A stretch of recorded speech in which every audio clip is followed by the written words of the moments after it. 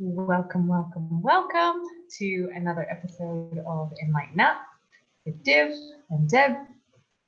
And just as we were starting, we were thinking, what is current to share about? And what came to me is a recent situation this morning when I had sent a message that hadn't been received as I had intended. And how often does this happen? Have we all had this experience that over text tone isn't there, and it's very easy for things to be misunderstood? Wouldn't you agree? I totally agree. Yeah.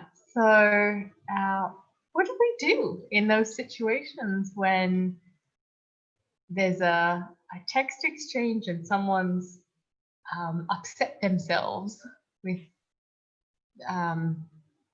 the message that they interpreted? Now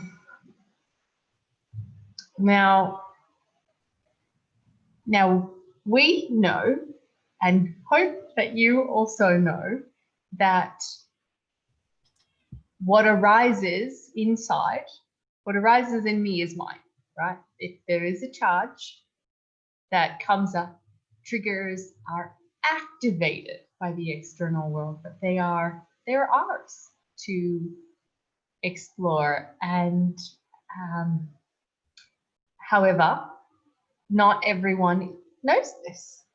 And so how can we be respectful of our relating with others that don't know this, so they can feel safe and heard and comfortable in those moments where they've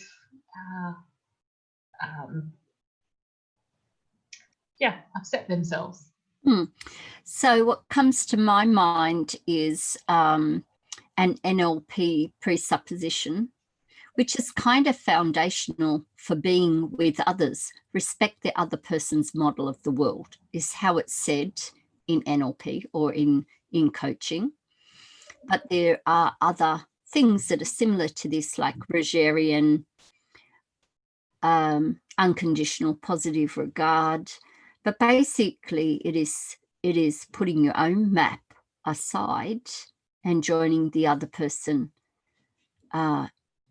in respecting, not challenging or confronting their map or model of the world. So if in their reality they have heard us say something in the text that has caused them some distress, well, their map of the world is that there is something going on between us, in the space between us.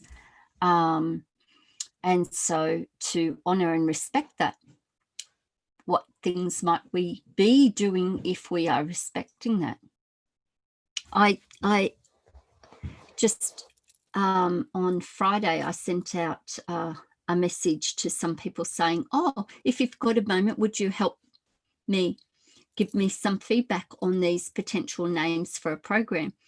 And one person replied and said, ping off, as if I would help you. You flicked me the last time you're in Sydney.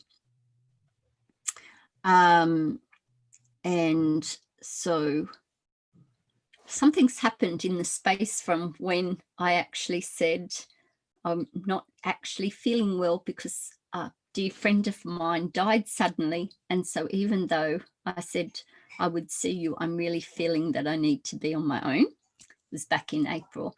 And they said, yes, I understand that. That's fine. Though in the space, they perhaps felt, well, maybe that wasn't true. Maybe that was a lie. Maybe that was an excuse, because some people do that, you know. They don't tell you the truth. They'll go, oh, they feel like I don't want to see that person, so I'll tell them, oh, I'm busy or something's come up or what have you. So in responding to that person, excuse me, my apologies. In responding to that person, I said, are you feeling hurt? Like, I'm not sure, is that a joke or are you seriously hurting? Tell me. And they said then, yeah, I do feel a little hurt. So,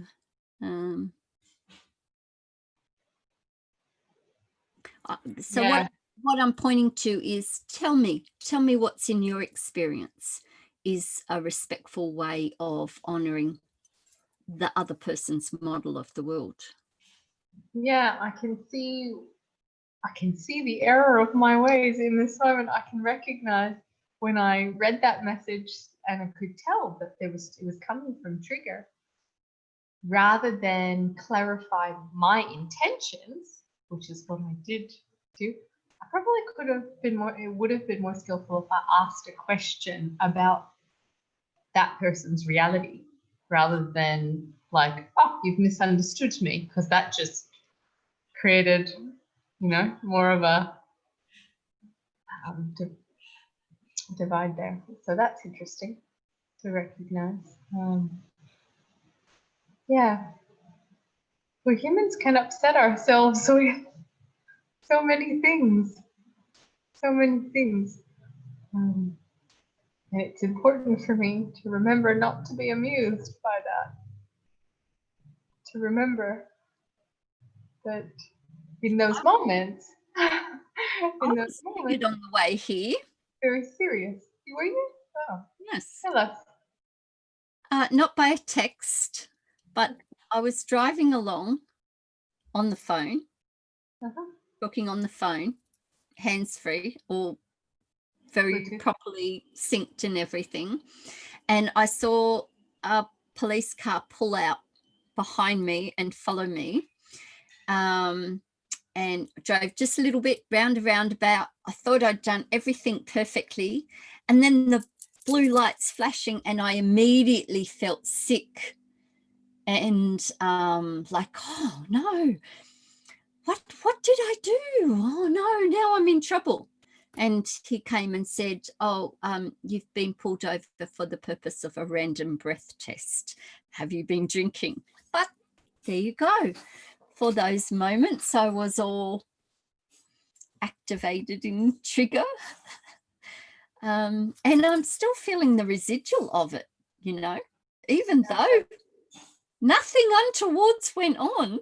I'm all a little bit jittery and what have you. So it's not so easy for us to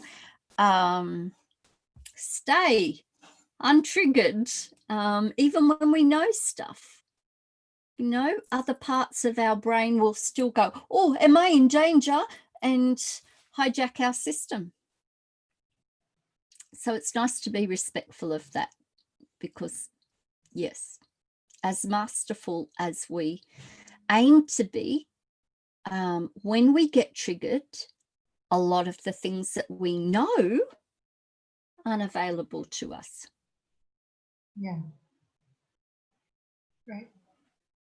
So respect the other person's map of the world and ask a question about their map of the world delicately, gently, if we sense that they're in trigger.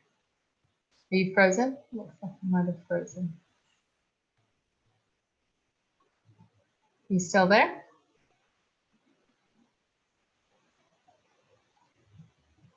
Well, perhaps this week's episode is short, sharp, and sweet. We'll leave it at that. Things to remember when communicating via text. And someone might be triggered. So we'll leave it at that. Bye for now.